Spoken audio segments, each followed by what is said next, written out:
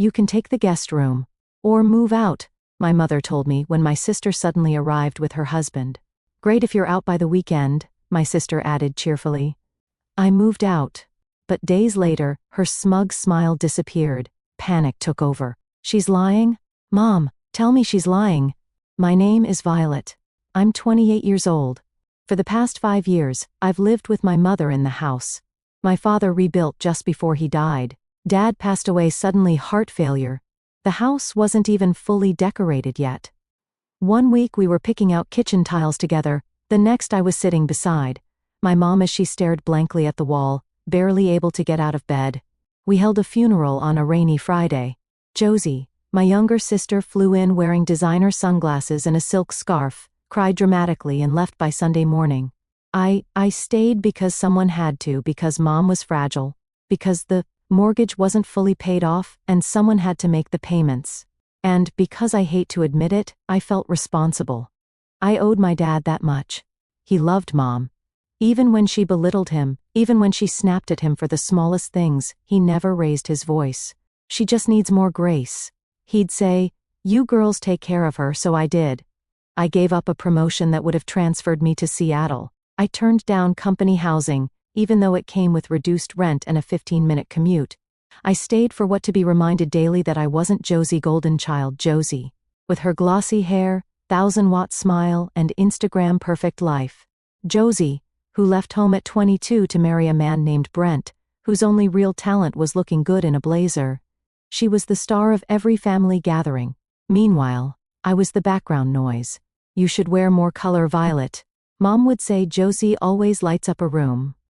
You look like you're dressing for jury duty, or why don't you try dating again? It's not too late, even for someone like you, even for someone like me. I graded my teeth and paid the bills, cleaned the gutters, cooked the dinners. I thought, if I just kept showing up, maybe she'd see me. Maybe eventually I'd be enough. Everything changed on a Thursday. I came home from work 2 hours late, thanks to a shipping delay, and walked into a scene that felt like déjà vu. Josie was curled up on the living room couch tissues, balled in her lap.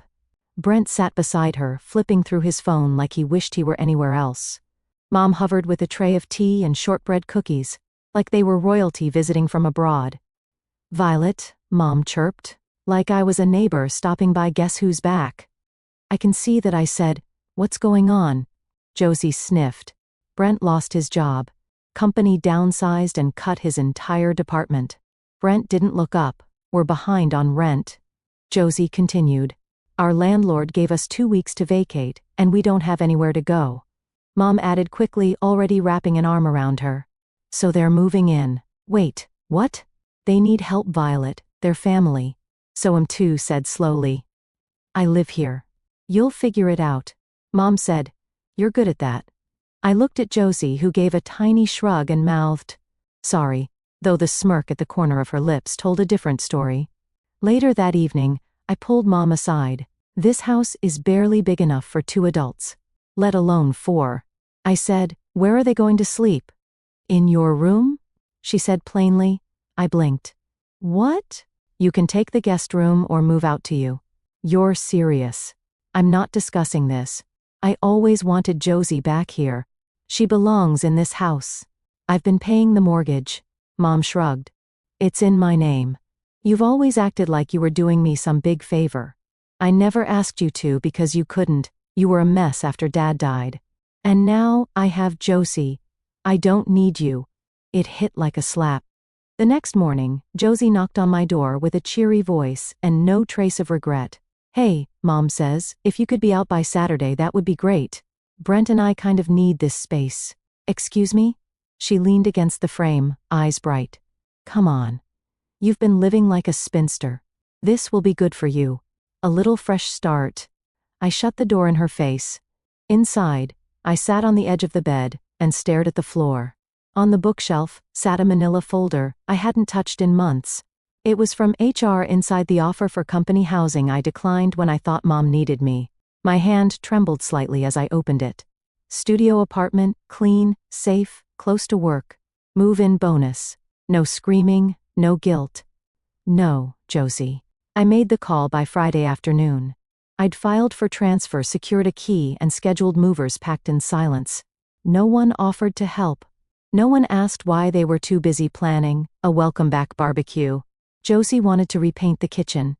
Brent asked if they could swap the couch for a sectional. Saturday morning came, a hot breeze rustled the blinds.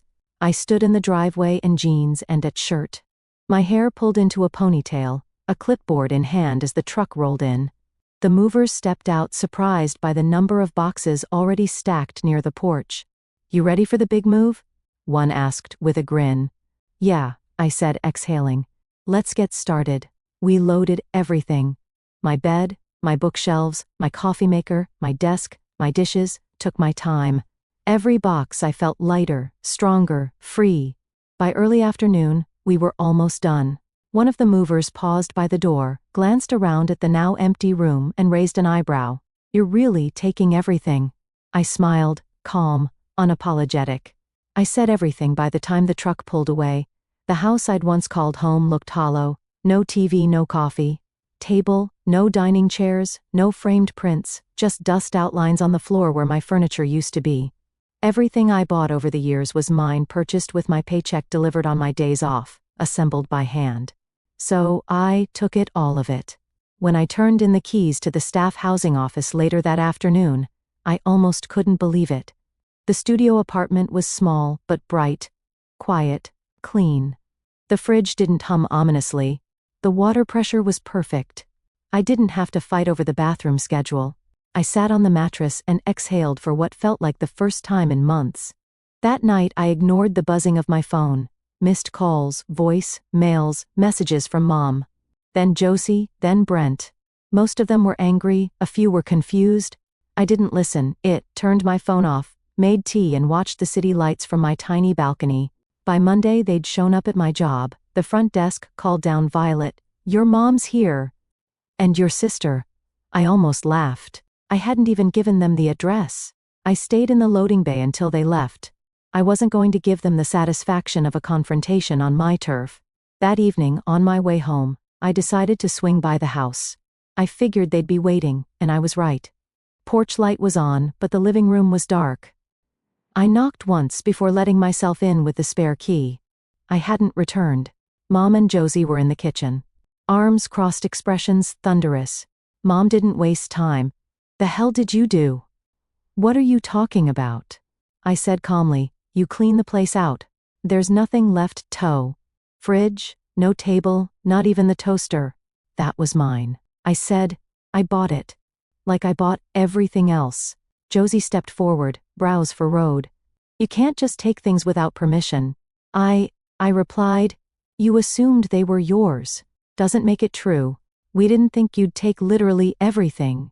Mom snapped. I opened my hands. "What exactly did you expect?" "The house feels like a shell," Josie said quietly. "It's depressing." I raised an eyebrow. "I'm sorry. The house I paid for, not comfortable enough without my things." Jose's eyes narrowed. "What about the bank account?" I blinked. "What? The joint account? Dad's insurance money was deposited there. Remember, I checked yesterday. There's nothing left." I let out a soft breath, already seeing where this was going. "That money was gone a long time ago," I said. "I've been covering the mortgage on my own for the past 4 years." Josie froze. "No, there was a ton left. I saw it once, like 40,000. That wasn't insurance money. That was me saving portions of my paycheck. That's what I used to supplement the mortgage and utilities." "No way," Josie muttered, tilted my head. "Why does it matter? You're not on the deed. It's not your house." Mom's expression flickered for surprise, then panic. Josie turned sharply to her. "Is she lying?" Mom said nothing. "Mother," Josie said more firmly. "Tell me she's lying." "Josie, let's talk later. Tell me." Mom looked away. Josie hands clenched into fists. "You told me the insurance payout was still sitting there, that if we came back, we'd be okay, that we could use it to get back on our feet." I looked between them, stunned. "You came back for money?" Josie rounded on me, all pretense gone. "You think we moved in for family bonding? Brent and I are drowning in debt. He got fired 2 months ago. We've been mixing out credit cards." You think I actually wanted to sleep in my childhood bed again? Mom tried to interject.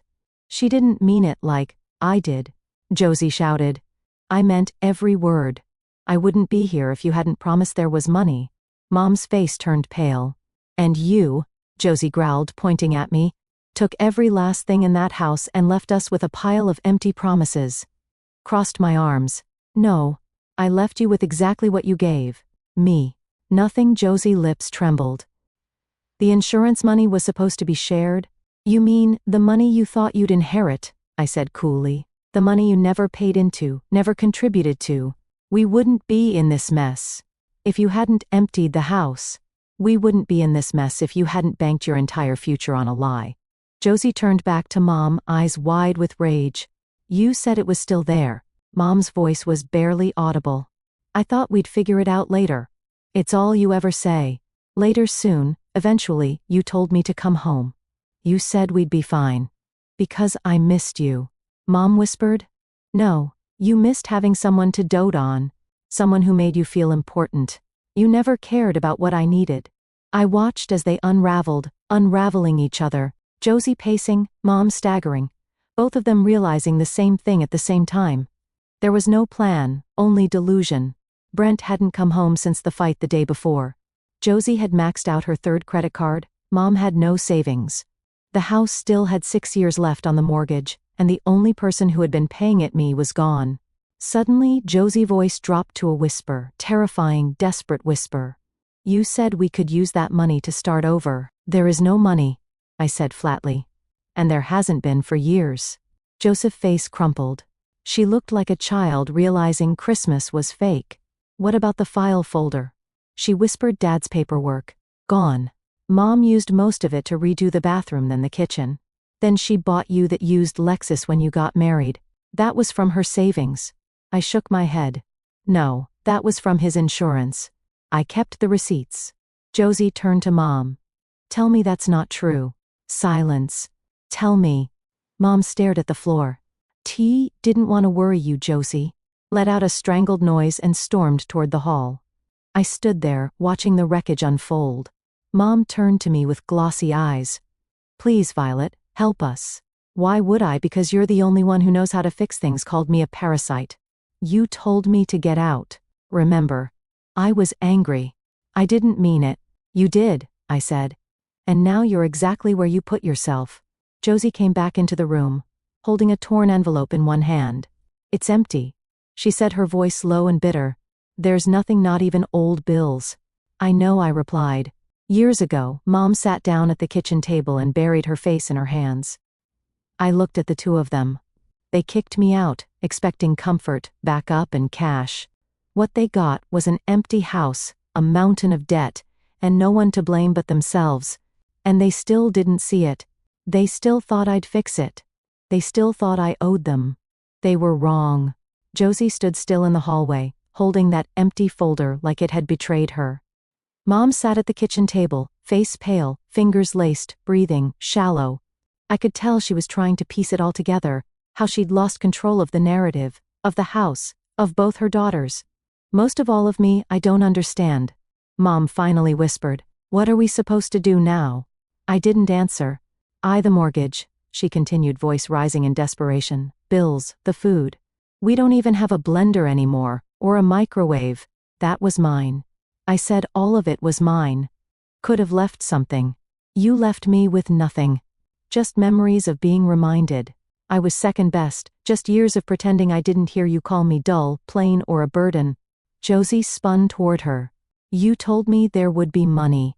You said Dad left enough for a second start that we could pay off the cards that Brent and I could. You lied to us, I added, both of us. Difference is, I stopped believing you years ago. Mom's mouth opened and closed, but nothing came out. I took a deep breath and reached into my tote. I pulled out a white envelope and laid it on the counter. This, Josie asked warily. My last mortgage receipt. The loan is still in your name, Mother. You'll need to cover it now. 6 more years. Fixed rate. Monthly payments aren't bad unless you're unemployed and broke, I guess. You can't expect us to pay this, Josie snapped. I don't expect anything. I'm done expecting. I just wanted to leave you the facts. Since fantasy hasn't worked out so well, Josie grated her teeth. Your heartless turned to her. You came back for money, Josie, not for mom, not for love, not even out of desperation. You were banking on a lie and using people to cover your losses. Don't pretend this is about family. And you're a saint, she shot back.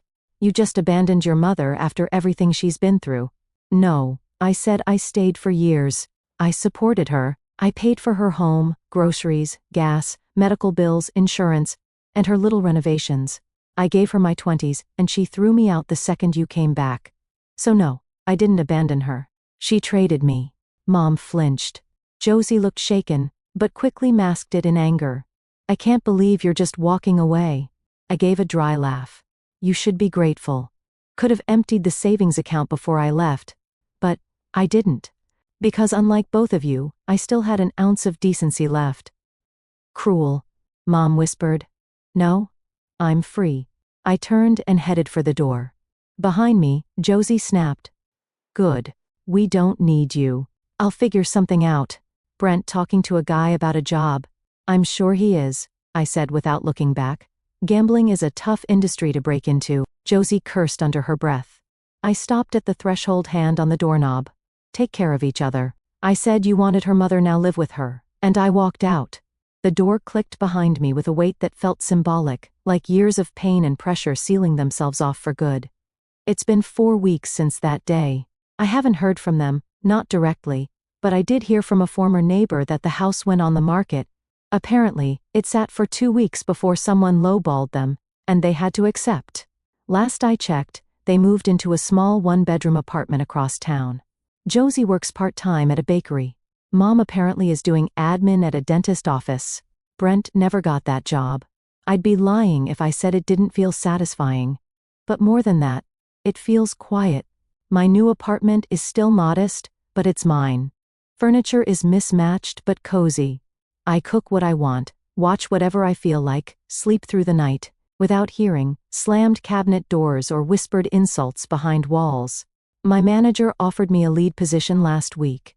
I said, yes. This morning, I stopped by a cafe I used to avoid because Mom called it pretentious. I brought a book. I drank my cappuccino in peace. I caught myself smiling for no reason at all. And I realized something. They kicked me out thinking I was disposable, a placeholder, a parasite. But in the end, I was the only thing holding everything together. Now, they have each other. And I have everything else: freedom, solitude, stability, and finally, the life I chose.